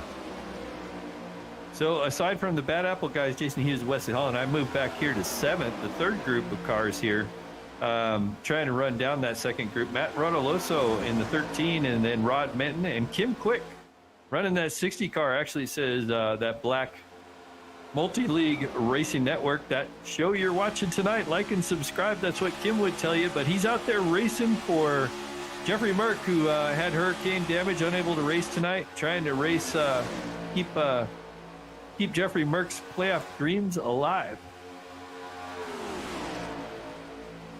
Kim Quick doing a heck of a job here. Ran into issues early on pit road. We talked to him, tried to get an interview with him, but he was busy with his crew on pit road eating some ice cream. Hopefully got some ice cream maybe while he's banging out that damage, but doing a great job here, cracking the top 10. We're watching this battle 21 seconds off the lead of James Hearns. Yeah, that's safe. You know, they're obviously not going to run down this lead pack before the end of the race, but that's a good, solid group of cars right there, you know. And to have a good night, a lot of these guys, they just want to have that good night because this, you know, this can be kind of a crapshoot here. You come out to Talladega and anything could happen. Look at Justin Michael, our points leader. He's 12 laps down. Even though he's up there running with the leaders, helping his teammate, you know, his night kind of ended early. You know, he's going to finish way down, not even in the top 20, it looks like. He's currently running 24th right now, but out there helping his teammates, and that's what can happen to you at Talladega. So if you're on the bubble, like Werner Margheim, well, he's not quite on the bubble. Let me just take a look at the point standings right now and see who. We got Trent Drum. Where is he sitting? Trent's back in 11th. Yeah, he's back there in 12th. So Trent Drum on the bubble, Rod Minton on the bubble, and Rod Minton is currently, let's see, he's running up a little bit closer. He's running up there in 8th. He's up there in that group we were just talking about. Greg Mall, currently up there in the top 5. Greg Mall really needs this. He's the last guy. He's in 12th, trying to get in the 8th transfer position. So he needs to make up some points tonight. So he's well on his way to doing that, provided nothing crazy happens. So, and they're coming up, Scott, on another group of like 5 or 6 cars here, led by Jeff Gilmore. Another pack. These cars are all a lap down, but this lead group is going to be mixing up. Going to have kind of a larger pack, maybe before the end of this thing. We got 7 to go, so I don't know. It's going to be close. There you see the interval down the backstretch. James Hearns, your leader right now. League admin, doing a great job in that 78 Royal Purple Oil car. Let's go in for a closer look at that car. That was a sharp one we did for him this year. You don't get to see it very often here, but sharp looking synthetic oil Royal Purple car, James Hearns. No wins yet on the season, but looking to capitalize here at Dega. Doing a great job so far. 6 to go here. Count them down. In a couple minutes here, we'll be done here. Who's your favorite to win this thing? If you're in the chat watching, I know Mr. Holland's back there, but Wes is struggling. Back here with Jason Hughes, that interval has grown to almost 9 seconds off the pace of the leaders. Yeah, they're going to need a caution if they want to do anything. I think right now we're just looking at these, basically these top 4 cars. We got a couple of lap cars in there, mixed in David Schreck, Justin Michael, but there's basically 4 cars out here, all hunting for the win. We got Highline Racing and Bandit Motorsports, seeing which team can get this done tonight. What I really like is Justin Michael just not giving up, right? It's easy for a lot of these guys. You'll see them get into issues early on in the race, get some damage, get frustrated, and just kind of up and quit on these things. Justin Michael is a true team player, true potential champion here, as he is not giving up. He is there completely for the benefit of Greg Mall to try to get him as many points as he can, as he's struggling in 12th spot. 12 out of 12 on the outside looking in as we cut down to the round of 8 after next week. So looking to capitalize on as many points as we can this week at Dega. Yeah, well, next time by, we're going to have 4 to go. They're coming up on these lap cars, so this could be a huge group of cars coming to the checkered flag here. Everybody trying to get the win, and then coming up on these cars that will be going a lap down. See, they're about, looks like about 3 seconds behind the leaders. The leaders are probably running a couple tenths faster. I don't know. They might not catch them, so it might be safe. It might be able to get this done cleanly here and see which one of these guys is going to take the win tonight. 4 to go, like you said, looking at the cockpit view of James Hearns. Here's what it looks out the backside where the pressure is. Fellow Canadian Christopher Davis in the Wendy's car. And Charles Widener just behind him. Greg Mall sitting there in 4th. I'm sure he's not going to be content in sitting there forever. At some point, they're going to have to make a move, but there's only 2 of them there. Greg Mall and Justin Michael leading the Toyota camp. And they are catching this second group of cars, or these cars that are about to go a lap down. And so James Hearns is going to start being able to sniff that draft. That's going to give him a little bit of speed because, you know, one thing I hate about these plate races, Scott, is being in the lead on the last lap. Seems like that's not the place to be. Yep, kind of a sitting duck. And like I said, I think they are absolutely going to catch this pack up here. See that interval closing before the end of this thing. 3 to go. It's going to be... And those guys, too, have something to race for. They're racing for positions within each other. And they're also racing to stay on the lead lap should something happen towards the end of this thing. We got a car that looks like the 9 car or 6 car. I'll have to check on that. We're still green. Yeah, I think he kept it down on the apron, so still green. John Stepanich, 6 car. Big damage on the left front. Still staying on the green here. We'll go back to the lead battle here. Back up front, James Hearns still got this thing. His teammate Christopher Davis in the 95 car. They got a little bit of gap over Greg Mall, who's running back there in 4th or 5th, I guess it is. No, 4th. I'm out here in the spotter stand. I'm a million miles away. My binoculars aren't that good. You see Greg Mall moving to the outside of the 95 car. 2 laps to go.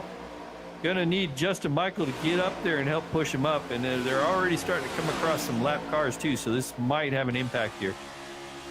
See here James Hearns. Yeah, James Hearns and Christopher Davis moving high. They see Greg coming.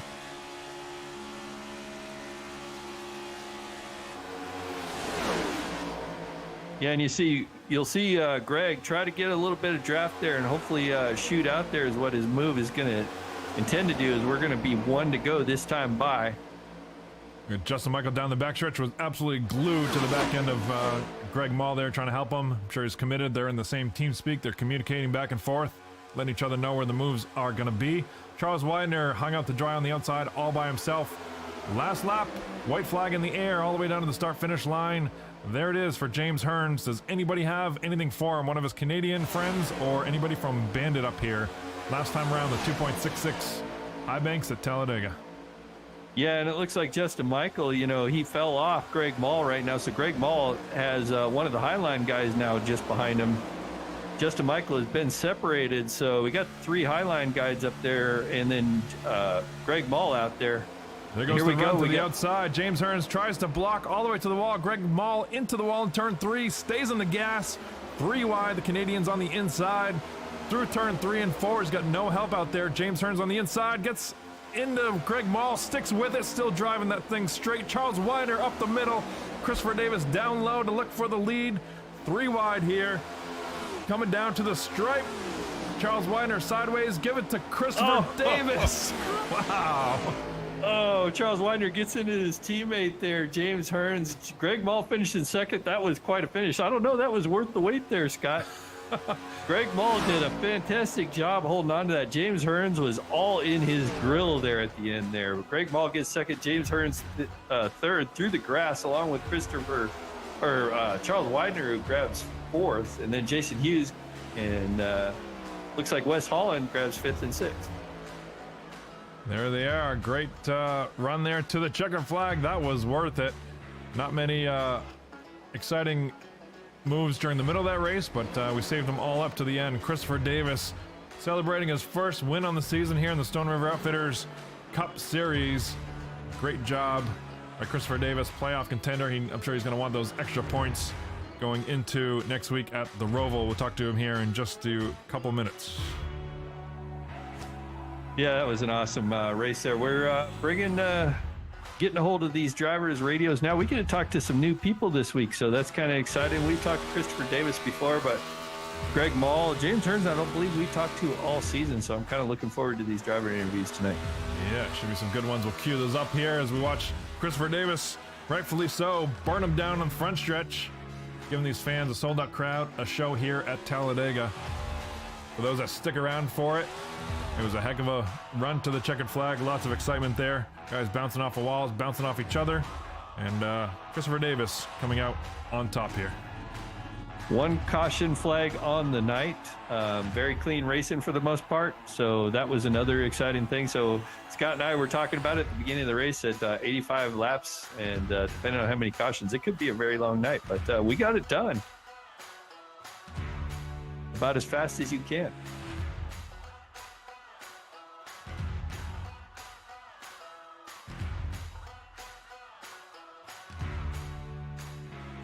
Yeah, just looking over the finishing results. We talked about Wes Holland finishing in 6th.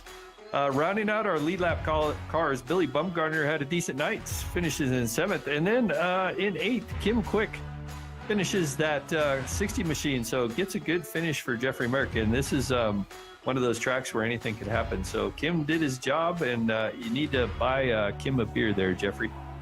Heath Smith was running up front at the start of this race, finishes in 9th. Trent Drum, another one of those guys trying to get into the top 8, kind of at the bottom right now. Probably made up some points tonight, but is going to need a solid run next week as well, I believe.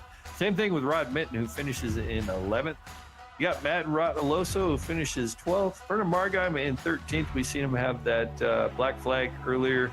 Nice recovery by Vernon, gets 13th. John Henderson in 14th. Jeff Gilmore finishes in 15th. And the last car in the lead lap is Andre Samala. There it is. Kerry Cleaver, 17th. Josh R. Scott, 18th. David Schreck, 19th. Ken Richardson ran some issues early on this thing.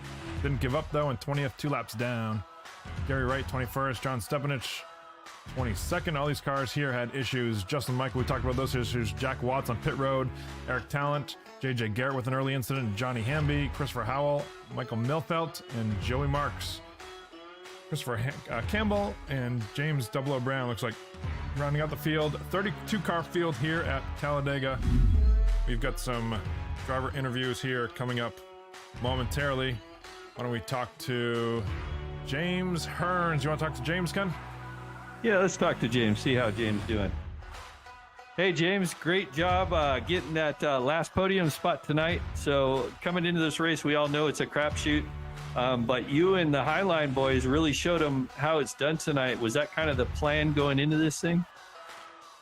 It was good, but we're trying to review the race right now to see who actually the winner is, because we're not sure yet. There's some below the yellow line action. So we might have some unofficial results here there, Scott, it sounds like. So Oh, wow. Why don't we do this? James, do you want to go? Do you need to be down in the admin office? Yeah, I do. Okay, let's bring you down there and then maybe jump up here if you can when we sort things out. Can you do me that Absolutely. favor? All right. Tab 4. Insufficient permissions. And I can't. There you go. He's gone. Okay. Race control. They got to do their thing. And Jeff Merck in the chat. West Holland says, "Thank you, gentlemen. Good night." Good night, Mr. Holland. Always a pleasure to have you join us here at Multi-League Racing Network. And Jeff Merck says, "Lap pack is going to come into play." They just about did there. The exciting finish there. League admins, like we said, are sorting things out to make sure that we have accurate results and no penalties for anybody passing below the yellow line here to the finish. yeah, so I'm looking at the replay right now, Scott. So I'm looking at Christopher Davis. So it looks like this might be the car that's in question. Christopher Davis was below the white line.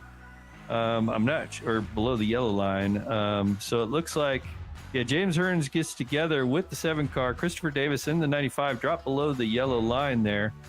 But the 95 was just brief, but it looks like Christopher Davis might be the car in question. So, and he is currently the race winner. So while the officials decide whether Chris is going to keep this thing, I think that's what we got to wait on, Scott. Absolutely. I'm going to queue up a replay here for everybody so we can take a look at it ourselves while they figure it out in the tower. Off of turn number 4. We're going to look from Christopher Davis's view.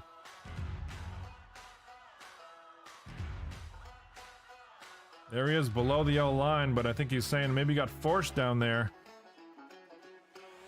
I think what he's seen that James Hearns and the 7 car were getting into it, and I think he just dropped below. But it is one of those things where you can't gain any positions when you do drop below like that. So correct. So if we back that up one more time, we'll watch from this viewpoint right here. I think the move in question is right here off of turn 4 as Greg Mall and James Hearns gets thrown to the outside wall. Charles Widener below the line there. Christopher Davis follows them to avoid a wreck. And it's questionable what the officials are going to decide is the result of this thing. I'm glad I don't have that job tonight. yeah, me too. And this is would be Christopher Davis's first win of the season. Interesting thing, we talked about him all season, Scott.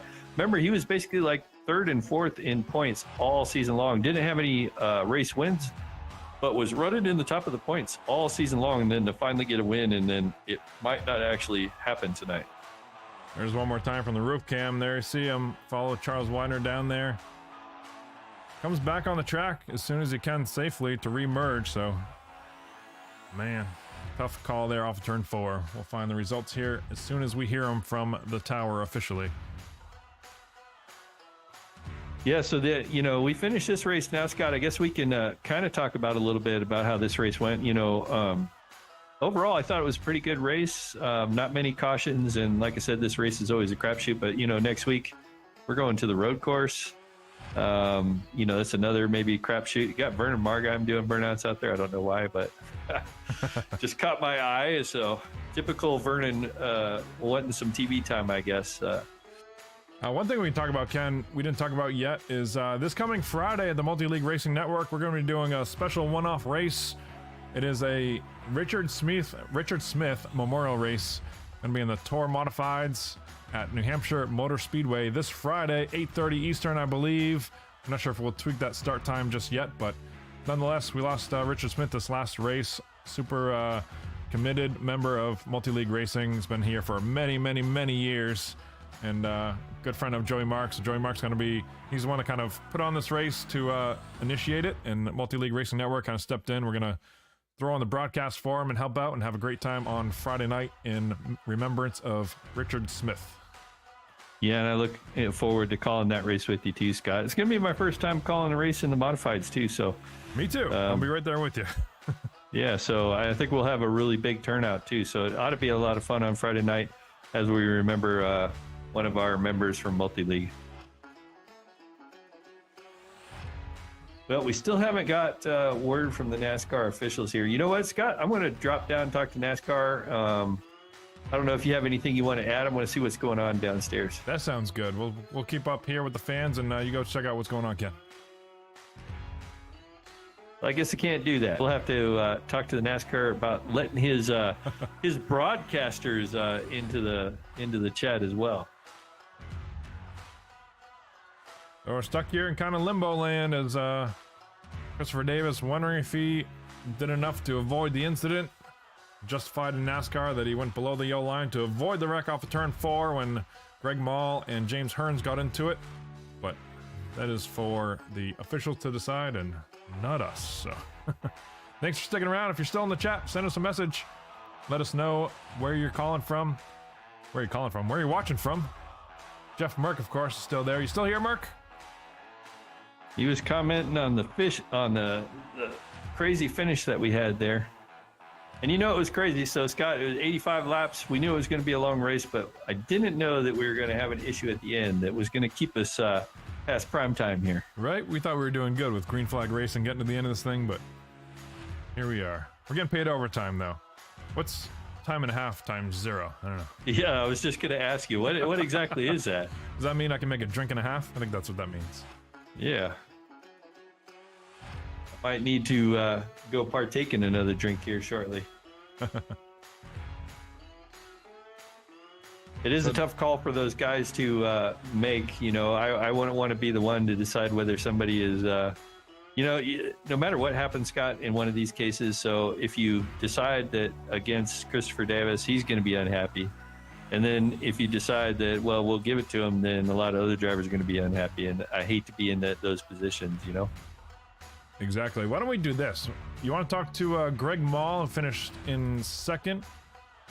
We can kind of talk to him, even though the results aren't official, but maybe he's pretty safe in there. Greg Mall, Scott Patton up in the booth with Ken Huber. We're thinking you might be one of the only sort of safe ones tonight as the tower people try to figure out the end of this. I guess there's some questionable moves on the end of this thing, but how'd the race go with having your teammate Justin Michael on your back bumper there? I'm sure that was showed some comfort there as he was out of the race for the lead, but there to support you and gain as many points as you could. Looks like he potentially did that, finishing possibly second, but probably somewhere in the top 5. How'd that last lap look from your viewpoint from the Freedom Fertilizer Yard Mastery number 7 Ford Mustang? Yeah, the old Freedom was, I was giving her hell there at the end. I was, I don't know. We were just, Charlie and I were kind of fighting there a little bit, just kind of side drafting each other, coming to take the white flag going into 1. And then I think I finally cleared Charlie coming out of 2 and had a little bit of a gap to Chris and James there up front. And I thought, well, this is probably going to be my one and only shot to try and make something happen. Threw the kitchen sink at it going into turn 3. James almost tried to get to in front of me there going into 3, and I caught the fence just a hair, but we were able to still keep some momentum going. And then, yeah, I dirt tracked it probably once, if not twice, but I'm just thinking to myself, I'm flat footing this thing and, damn the torpedoes. And sure enough, we kept it going in a straight direction. And yeah, that was a pretty intense little finish there. That certainly was intense for sure. How was it knowing that you didn't have the normal bandit camp that you're used to? It looks like a 3-car. Looks like, what was it? You, Justin, and Kerry? Kerry, yep. Early on this thing, I think Justin Michael and Christopher Howell got involved in an early wreck. How was it kind of outside of your normal element of dominating at the super speedways, but still had Justin Michael there most of the race, but had to pit in the middle there, I believe, with the rest of the pack. How was that whole pit strategy work out for you?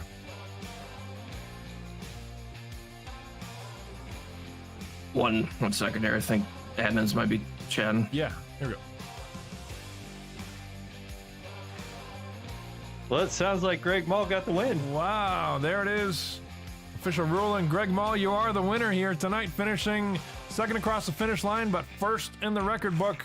We'll put another checkerboard on that Ford Mustang. Looks like Christopher Davis got the bad end of the deal there, passing below the yellow stripe on turn 4. Greg Mall, official winner here. We're going to turn this into a victory interview. How's it feel, Greg? Well, I don't know. That was, I was telling Chris, regardless of what the finish is, it was just a lot of things happening there on the last lap. And, we all kind of make choices and, things just sometimes work in your favor. And sure enough, officials made a decision and sure enough, we're at the right spot at the right time. So, yeah, just a lot of things going on tonight, though, with the teammates, like you said earlier. I mean, with the incident early there, taking Chris and Justin out early definitely threw a wrench into all our plans. You come into the plate races with a plan, and then they throw the green flag, as Mike Joy put it a long time ago. And it's just, it's one of them things where you just try to make friends wherever you can find them. So it's just...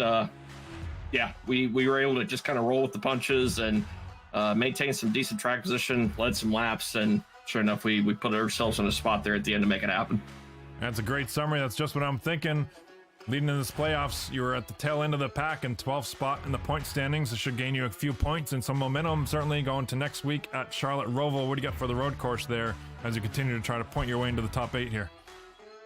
Yeah, definitely gonna have to get some laps turned on the new Roval and just kind of see what all ultimately happens with the field. I got to assume that the guys that I'm fighting for points against are going to be showing some speed down there. So we'll definitely be turning some laps during the week, just trying to get a little bit of a feel for it, what it's gonna do, what it's gonna transition to, and just see if we can keep ourselves out of trouble and keep that 7 car up towards the front in one piece. Sounds Hey good. guys, Anybody can I jump in for a minute? Yeah, what you got, Kim? Mr. Mall, you just won the race. Yeah, we know. Oh, okay. We're ahead of heard you, you guys had it already. All right. I appreciate it, Kim. There it is. The league admin himself, Kim Quick, giving the declaration officially to Greg Mall, winner, Talladega playoff race. And we talked about next week at the Roval, and anybody to thank for the victory here in an awkward way, in a somewhat controversial way, but nonetheless, the sticker and the trophy look the same, Greg. Anybody to thank for the win here at Talladega? Well, can't go without saying, the teammates down in Bandit with Justin and Kerry there.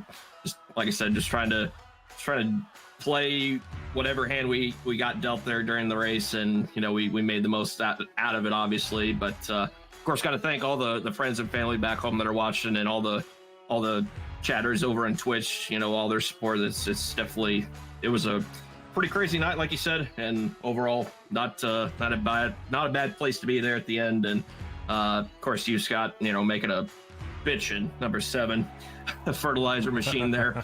And yeah, we'll see what next week has to offer. Sounds good, Greg. Congratulations. We'll update that for you. Throw another sticker on it for this week, and we'll talk to you next week from the Roval at Charlotte. Congrats. Thanks, Congratulations. All right, there you heard it. Kim, do you know if James... Oh, no, we need James. Yeah, I think it's James Right Hearns here. got second here. And He you're already is here. here. I'll let you take this one away, Kim. Hey, James. So really solid night tonight. You and the Highline boys were really bringing it. Was that kind of the plan? So after the second pit stop there, we kind of figured we had a really good chance. We got on off pit road really well, and we just stayed together. Our plan was to stay together right till the end, and then that crazy finish happened. So what can you say? Yeah, that was a crazy finish. So you and Greg Mall were kind of duking it out, fender to fender, mano a mano, as they like to say. A lot of close calls. Pretty exciting for the fans and us up here in the booth watching the end of that thing. So good job holding on to it. I'll say that. Thanks. Yeah, I gotta go talk to Greg after the race here, make sure there's no feelings hurt. He got the win, so he should be okay. Yeah, he sounded okay. So, yeah, I imagine your teammate, the 38 car, you guys, 95 car, Charles Widener, 38 car, all you guys running super strong tonight. Really proud of you guys watching that, beating up on the Bandit guys. Bandit guys did get that win. Unfortunate for Christopher Davis. I imagine he's going to be drinking some tears tonight, but good second place finish there, and way to stay in this hunt for the top 8 as we head into the road course next week. Yeah, it'll definitely, the road course is definitely going to be an advantage to me. So I'll be practicing this week, and we'll see how it pans out for me. And that's what I was just going to say. I know you're pretty strong on road courses here, but I fully expect you to qualify next week. Are you planning on qualifying next week? Yes, Ken, I will qualify next week just for you. Yeah, there's no hard charger awards in this series, so you're going to have to qualify to get that good finish, but I know you can do it. I think you're going to have a solid run next week, and good luck. You got anybody you want to thank tonight? Just my daughter, Emily. Hopefully she watched tonight. All right, well, we'll turn you back to your team, and we'll talk to your other teammate there, Charles Widener. So congrats again on the second place finish. There it is, James Hearns, and we're going now to Charles Widener, who had to wait out this one for quite a while, but patience pays off. Looks like a podium finish, a 3rd spot here, and a wild finish. Getting caught up in some fender benders at the very end, a close finish. Some cars got tangled, and what was your view? Talk me through that last lap, if you remember how it went from your cockpit view there, Charles. Okay. So I believe we got to the backstretch, and I got separated from my teammates, but I knew I could drive back up there. End up getting behind the 7. My plan was to go up, act like I was going to go with them, then go back down and push the teammates. Doing that didn't work out. Hearns kind of moved up the block, and I ended up getting in the middle. And so my next step was to try to make sure one of us won. So I ran the 7 up the track pretty hard. We got together a little bit. I pretty much saved the car, but when I went back on the track, I clipped Hearns a little bit and just slid across the line in 4th. So that's just how that worked. Awesome job staying up there the whole time. You got separated for a while there, but awesome job on the pit stops, especially that last one in particular. How do you practice pit stops throughout the week to make sure you had them down the pit road entry and exit there? Yeah, I practiced not throughout the week, but I did make sure I did several pit entries during the practice before the race there to see kind of when the safe zone was, to make sure I started braking before I to make sure I didn't overshoot the pit entry there. Cool, that's what it takes here at Talladega. As you know, those Bandit guys are certainly competitive when it comes to pit stops, but you kept right up with them, did what you had to do, and raced your butt off there to a top 3 finish officially here as the dust settles here at Talladega. What do you got going next week at Charlotte Roval? What do you got for them there, road racing? Well, with the good finish, hopefully that's enough to pad me a little bit, because I'm just not the greatest at road courses, but I'm going to do a lot of practicing this week, learn from my teammates, and just try to stay on the track. Sounds good, Charlie. And anybody to thank for a 3rd place finish tonight? I couldn't do without my teammates out there. Christopher Davis and James Hearns, they were really good teammates. We got separated there at the end, but they were just doing the best strategy they had. And yeah, I'm just going to leave it at that. All right, there it is. A wild finish here at Talladega for Charles Widener. Ends up in 3rd place officially. Great momentum leading to next week at the Roval. Hopefully move up a couple of spots on the points. Until then, we'll talk to you next week from Charlotte, Charles. Congratulations. Congrats. Yeah, thank you. All right. There you have it, Ken. What do you think about Talladega? Wild finish here.